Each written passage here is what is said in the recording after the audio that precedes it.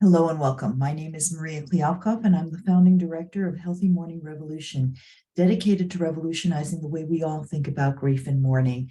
And I have to tell you, this weekend, boy, did I have a wake-up call.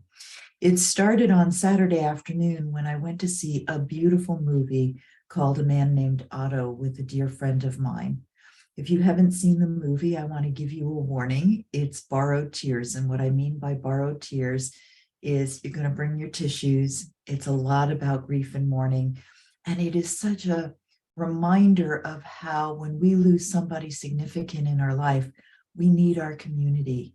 We need to open to receiving their support and their assistance. And we need to be mindful of those who cannot and will not support us in our grief journey. So if you have an opportunity, please do see the movie A Man Named Otto with Tom Hanks. It is just a beautiful, beautiful movie. And as I was walking out of the movie, I was reflecting on how important it is that our community knows and understands how to support someone who is grieving. How do you be with somebody who's lost the love of their life? How do you be with somebody who is in such excruciating pain? And how do you not get sucked into it yourself? And at the same time, how do you not try and tell them what they need to do? Because the reality is, the person who is grieving, they know the way through it. They don't know that they know the way through it. Our job is to really sit with them and be with them. Well, as I was reflecting on this and I was reestablishing my personal commitment, and many of you have heard me say this, I am committed to creating compassionate grief communities worldwide. And I was reflecting all Saturday night on, so it's the continuation of the education, it's the continuation of the invitation, because there are so many of us who want to know how to support people who are grieving. And yet we may not have the skill set. We may not know the how of it. We may be so caught in our own buried and carried grief that that's just too painful. And as if to highlight that reminder for myself, on Sunday morning, I was having brunch with a bunch of new people. I was in a meetup group, and these are people I had not known, and they did not know me or what my work was.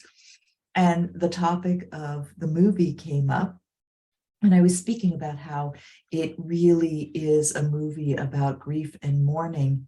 And to change the subject, somebody asked me, so what is it that you do for a living? Which of course doesn't change the subject at all.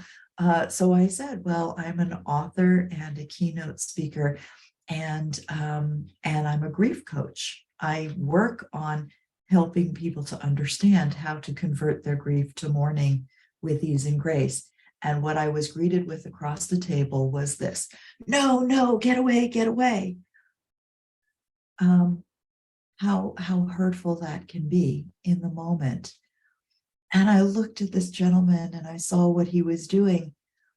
And I realized that for people who are grieving, that's the message they get most places that they turn, right? Because most people in our society really just don't know how to be with grief and mourning. And so there's this knee-jerk reaction: get thee away from me, get thee behind me. And that is so unfortunate, because that's the exact opposite of what I'm looking to do in terms of creating compassionate grief communities. So if you are with me and you are looking to be part of a compassionate grief community and you're wondering how to do that, I want to hear from you, because honestly, after this weekend, I just need to know that there are a group of people, and I do know it from all of my work, but I would love to hear from you, from people I've never heard from before, saying, yes, I want to be part of this group of people who are going to be committed to creating compassionate grief communities. And what does that mean?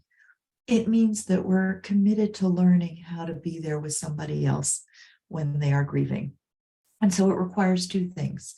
If you are somebody who is grieving right now, then it is not for you to become part of the help.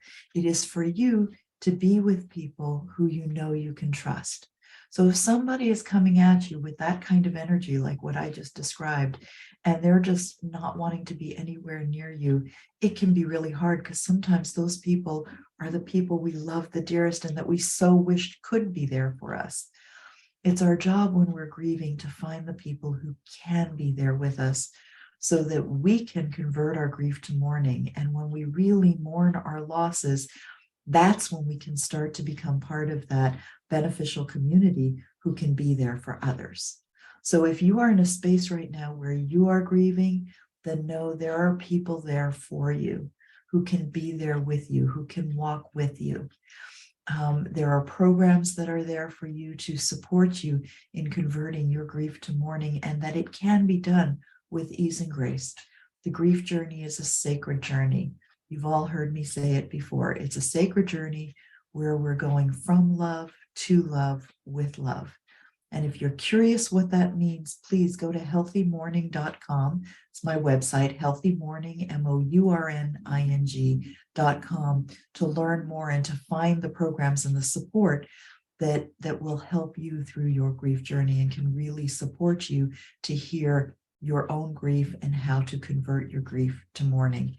It can happen with ease and grace. I promise you that. I've walked with too many people in this journey not to know this to be absolutely true. And if you are not in a grief journey right now, but you are really wanting to support others who are, then I invite you to learn how to do it. We are starting our Basics of Bereavement program. It starts tomorrow. We still have spaces left in the program. If you are wanting to learn how to be with someone, how to support someone in their grief, what you need to do is you need to understand what that means. What does it mean to truly sit with somebody? This 21-hour certificate program gives you that foundational training so that you can feel confident sitting across from someone, so that you know exactly what to do and you feel comfortable, because as you feel comfortable, you invite their grief to come to the surface and express out. And that is what converting grief to mourning is all about. If you'd like to learn more, read the description below, click on the links, and by all means, come and visit me in the Healthy Mourning website. If this has been of support to you, if you want to share this with other people, please like and share and subscribe to this video so that we can keep doing this, and collectively we can continue to support every community as your community begins to become a grief compassionate community. Until next time, much love to you. Namaste.